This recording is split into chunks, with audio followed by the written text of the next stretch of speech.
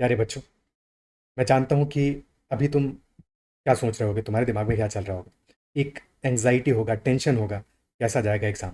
तो अब हमारा जो फोकस है वो इस बात पे ही होना चाहिए, तैयारी जैसी भी है सबकी अपनी अपनी लेवल होगा, ठीक है। किसी की थोड़ी कम होगी, किसी की थोड़ी ज़्यादा होगी, और हर किसी को ये लग रहा होगा कि ये कमी रह गई, ये थोड़ा सा समय और मिल जाता तो इस काम को बेहतर कर लेते। पर अब ये सब सोचने का समय नहीं है।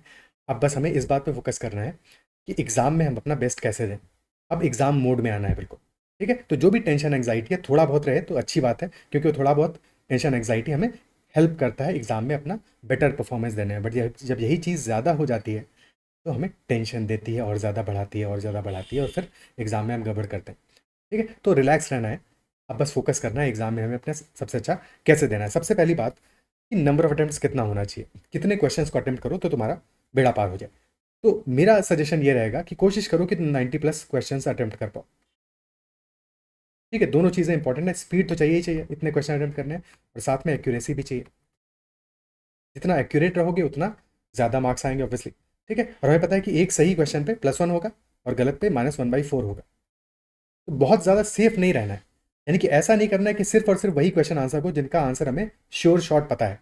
ऐसे क्वेश्चंस जहाँ पे कि हम दो ऑप्शंस, लेटर से ए और बी, दो ऑप्शंस के बीच में हमें चूज करना है, तो वहाँ पे चांस जरूर लेना है, उस क्वेश्चन को अटेम्प्ट जरूर करना है। देखो सिंपल सी बात है, अगर 10 गेंदों में 25 रन बनाने हैं किसी मैच में, ठीक है, तो अगर बहुत ज़्यादा डिफेंसिव हो जाओगे कि बहुत स्लोली स्लोली खेल रहे हैं और आखिरी की 2 गेंदों के लिए 15 रन बचा दिए, तो फिर तो मैच का रिजल्ट तुम्हें पता है, ठीक है। तो ऑब्वियसली हमें बहुत डिफेंसिव नहीं खेलना है, थोड़ा आक्रामक भी होना है। कुछ ऐसे चांसेस भी लेने हैं जहाँ पे कि हमें पता है कि 50% चांस है सही होने का, तो ऐसे क्वेश्चंस को अटेम्प्ट जरूर करना है। 100% वाले तो करोगे ही करोगे। कोशिश करो कि 90+ अटेम्प्ट करो, और बाकी अपनी कैटेगरी के हिसाब से, अपने कट ऑफ के हिसाब से थोड़ा बहुत ऊपर नीचे कर सकते हो। एग्जाम का डिफिकल्टी लेवल भी एग्जाम में ही पता चलेगा, तो थोड़ा बहुत तो ऊपर नीचे सब चीज़ें रहेंगी, बट कोशिश करना है कि 90+ हम अटेम्प्ट कर पाएँ। अब अपना जो क्वेश्चन पेपर है उसको 3 पार्ट्स में ब्रेक करूंगा, ठीक है। एक पार्ट तो हो गया हमारा DI plus maths plus reason,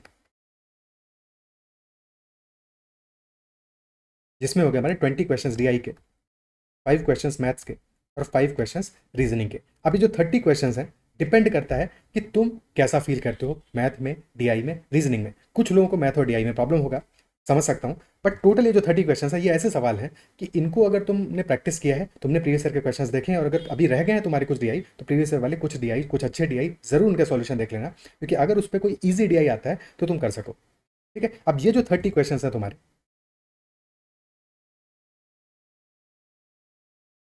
ये 30 क्वेश्चंस तुम्हें, इनके लिए अराउंड 50 मिनट्स का टाइम देना पड़ेगा, 50 to 60 मिनट्स। 50 मिनट उनके लिए जो कंफर्टेबल फील करते हैं DI में, मैथ में, रीजनिंग में, 45 मिनट्स में भी कंप्लीट कर सकते हैं।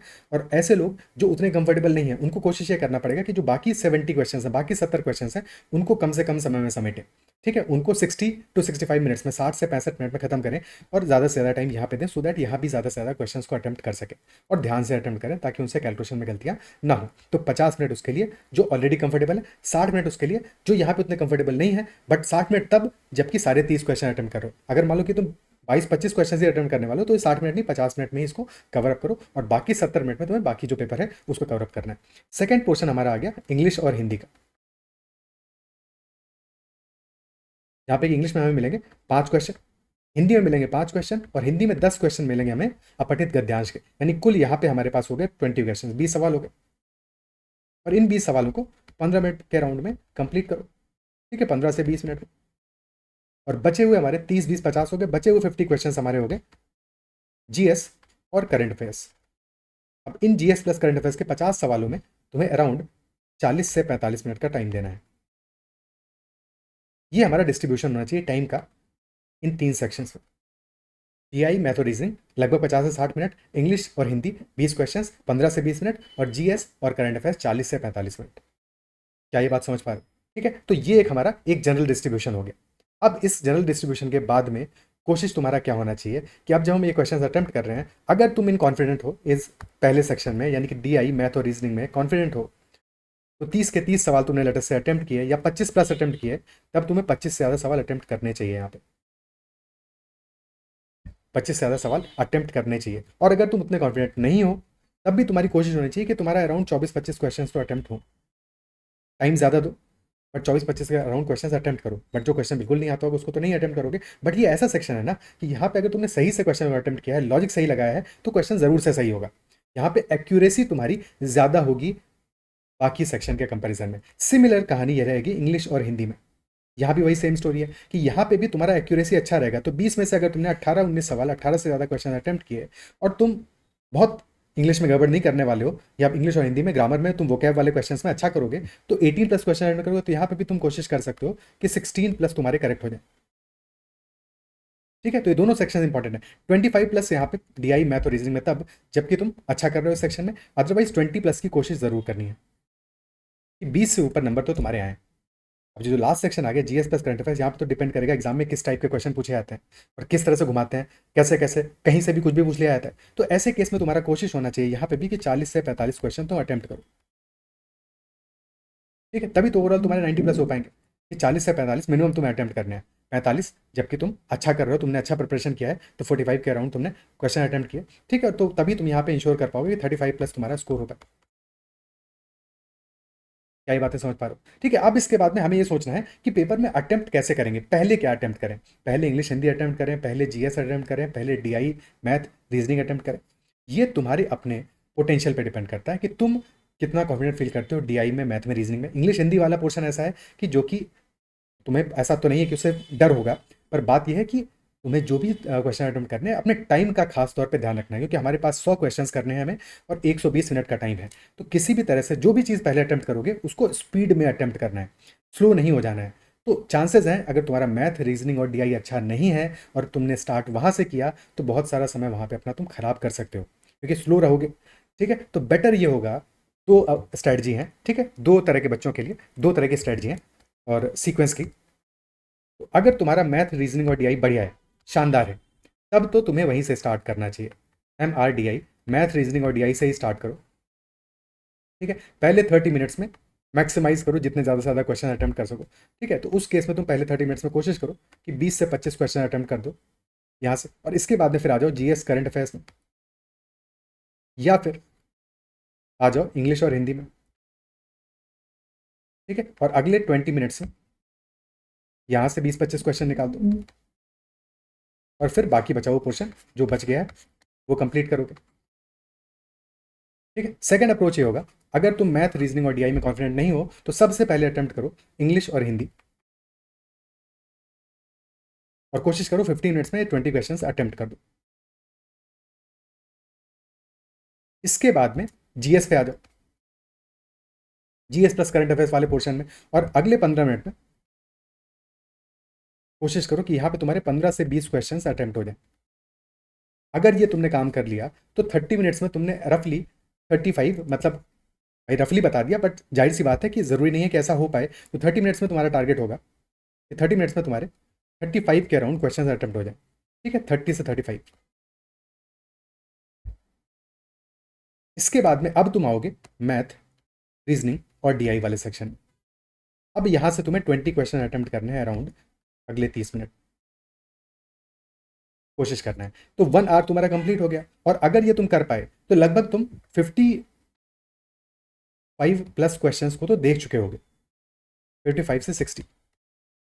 ठीक है, 20, हाँ 55 के अराउंड क्वेश्चंस तुम्हारे देख चुके होगे, और इसके बाद में बचे हुए टाइम में तुम्हें डिस्ट्रीब्यूट करना है बचा हुआ टाइम जो भी क्वेश्चंस तुम्हारे रह गए हैं, और कोशिश करना कि मैथ, रीजनिंग, डीआई के सारे सवाल एक साथ नहीं करना। तो इसको दो पार्ट में ब्रेक करना। जैसे पहले पार्ट में हमने 20 क्वेश्चंस किए, 20 के बजाय 15 भी कर सकते हो, 15-20 जिसमें कंफर्टेबल हो। जैसे ही तुम्हें लगे कि आप स्लो हो रहे हो तो तुरंत मैथ, रीजनिंग से स्विच कर जाओ और जीएस के क्वेश्चंस में आ जाओ, जीएस और करंट अफेयर्स में आ जाओ। फटाफट फटाफट जीएस और करंट अफेयर्स के 10-15-20 क्वेश्चंस फिर से निपटाओ, और उसके बाद में फिर से आ जाओ मैथ, रीजनिंग वाले सेक्शन। ठीक है, तो इसको पार्ट में ब्रेक करो। और अगर तुम्हारा अच्छा है तब भी तुम ये कोशिश कर सकते हो कि पहले तुमने 20 क्वेश्चंस के राउंड कर लिए मैथ, रीजनिंग, डीआई से, इसके बाद आगे जीएस में या फिर इंग्लिश, हिंदी में, और फिर उसके बाद में फिर से आगे मैथ, रीजनिंग, डीआई में, और बचे हुए क्वेश्चंस को खत्म किया, और फिर बचे हुए क्वेश्चंस जिस भी सेक्शन के रह गए तो उन सबको कंप्लीट किया। तो तुम्हारा ये सीक्वेंस रहेगा तो ऑप्टिमम परफॉर्मेंस रहेगा तुम्हारा। तुम एग्जाम में अच्छा करोगे क्योंकि दिमाग पे बहुत ज़्यादा लोड नहीं आएगा। एक साथ सारे सवाल करने की कोशिश करोगे मैथ, रीजनिंग, डीआई के, तो वो तुम्हें ज़्यादा फंसाएगा, ज़्यादा परेशान करेगा, और फिर धीरे धीरे तुम्हारा स्पीड भी कम होता जाएगा। तो थोड़ा सा पेपर को इंटरेस्टिंग बना के रखना है अपने लिए, और पूरे एग्जाम में कॉन्फिडेंट रहना है कि हाँ मैं कर पाऊंगा। जो भी तुम्हारी तैयारी है, जो भी लेवल है तुम्हारी तैयारी का, उसका टेंशन बिल्कुल छोड़ देना है, क्योंकि अब उस चीज़ को हम बदल तो नहीं सकते। अब हमको जिस लेवल की हमारी तैयारी है उस पर अपना बेस्ट देना है, ये हमारा फोकस होना चाहिए। ठीक है, तो बस जिस लेवल पे हो तुम अभी, बस उस लेवल पे ही अपने आप को पुश करना है कि हाँ मैं कर सकता हूँ, मैं डेफिनेटली कर पाऊंगा, एग्जाम में मैं अच्छा करूंगा, और बस एग्जाम का जो 120 मिनट है ना, जैसे शाहरुख खान कहता है ना 70 मिनट, तो वैसे ही एग्जाम में तुम्हारे पास जो 120 मिनट है वही तुम्हारी कहानी को बदलेंगे, और बिल्कुल बदलेंगे। तुम अगर कॉन्फिडेंट रहोगे वहाँ पे तो डेफिनेटली 5 7 10 सवाल ज़्यादा ही करके आओगे, और वो सही करके आओगे। ठीक है, सही करके आओगे। एग्जाम में चांसेस लेने हैं, बट चांसेस वहां पे लेने हैं जहाँ पे कि 50% चांस है तुम्हारे पास। तुम्हें पता है कि option A B C D 4 में से 2 ऑप्शंस तो गलत हैं, बचे हुए 2 ऑप्शन में जीएस में ऐसे कई सवालों में हो सकता है बचे हुए 2 में से कोई एक सही आंसर होगा, तो वहां पे तुम्हें चांसेस जरूर लेने हैं। ऐसे हाफ चांसेस को लोगे तभी एग्जाम में अपने नंबर्स को, मार्क्स को मैक्सिमाइज कर पाओगे। क्या ये बात समझ पा रहे हो? लास्ट बट बहुत इंपॉर्टेंट बात, जो कई लोग गलती करते हो कि तुमसे अगर तुमने बहुत सारे मॉक्स प्रैक्टिस नहीं किए हैं, तो अब तो टाइम नहीं बचा है, अब तो मॉक्स प्रैक्टिस नहीं कर सकते, पर यह ध्यान रखना है कि ओएमआर शीट को सबसे आखिरी में भरने के लिए नहीं छोड़ना है। इसमें बहुत तरह की गलतियां हो जाती हैं। एक गलती जो कॉमन मिस्टेक है बहुत सारे लोगों से होती है कि तुमसे 1 2 सवाल का सीक्वेंस ऊपर नीचे हो गया, और उससे फिर कई सारे सवाल एक साथ गलत हो जाते हैं। ठीक है, या फिर लास्ट में हड़बड़ी में कुछ सवाल तुम फिल ही नहीं कर पाए, कुछ सवालों के आंसर तुम फिल ही नहीं कर पाए। तो ओएमआर शीट भरने के देखो 2 तरीके हैं। 2 तरीके हैं। एक तरीका ये होता है कि तुमने एक क्वेश्चन सॉल्व किया, क्वेश्चन नंबर 1 सॉल्व किया, ओएमआर पे गोला भर दिया। क्वेश्चन नंबर 2 सॉल्व किया, ओएमआर पे गोला भर दिया। क्वेश्चन नंबर 3 सॉल्व किया, ओएमआर पे गोला भर दिया। ठीक है, एक तरीका हो गया ये। बट इसमें भी बार बार तुम्हारा समय जाएगा। क्वेश्चन सॉल्व किया, गोला भरा, क्वेश्चन सॉल्व किया, गोला भरा, तो बार बार तुम ये अपने क्वेश्चन पेपर और ओएमआर शीट के बीच में झूलोगे। ठीक है, इससे बेटर अप्रोच ये होगा कि तुमने क्वेश्चन पेपर है तुम्हारा, ठीक है, तुमने पहले राउंड में जब तुम शुरू के 1 घंटे में क्वेश्चंस कर रहे हो, तो पहले राउंड में लेटर से तुमने पहला पेज किया और फिर उसके दूसरा पेज किया। जैसे ही पलटने वाले हो, पलटने से पहले अब ओएमआर में जितने भी क्वेश्चंस थे तुम्हारे, मान लो कि 1 2 3 4 5 6 6 क्वेश्चन थे तुम्हारे पहले 2 पेज में, तो अब इन 6 क्वेश्चंस के गोले भर दो। ठीक है, अब इनके गोले भरने के बाद में अब अपने पेपर को पलटो, अब आगे के 2 पेजेस करो और फिर उनके गोले मार्क कर दो। तो ऐसे करोगे तो तुम्हारा टाइम भी बचेगा, और साथ में तुम्हारा ओएमआर शीट भी कंप्लीट होती रहेगी। एक बार तुमने लेट अस से पहले 1 घंटे के बाद में तुम्हारे 60 क्वेश्चंस कंप्लीट हो गए। ठीक है, 60 हुए, 50 हुए, 55 हुए, डिपेंड करता है अपनी अपनी कैपेसिटी पे। बट 1 घंटे में अगर तुम्हारे 60 क्वेश्चन कंप्लीट हो, उसके बाद में अब जब तुम क्वेश्चंस कर रहे हो, तो अब तुम्हें पता है कि बार बार तो तुम आके नहीं ध्यान दोगे, तो अब साथ साथ में फिल करते चलो। तुमने अब जैसे 61st क्वेश्चन किया, तो साथ में उसका गोला फिल कर दिया। ठीक है, तो ये काम करना सही है, कोई दिक्कत नहीं है इसमें, बट ध्यान ये रखना है कि आखिर के लिए बचा के नहीं छोड़ना है। अदरवाइज ऐसा रिग्रेट बहुत सारे बच्चों को होता है कि तुमने क्वेश्चन किए बट 10 क्वेश्चन, 5 क्वेश्चन, 15 क्वेश्चन के तुम गोले ओएमआर शीट में फिलअप ही नहीं कर पाए।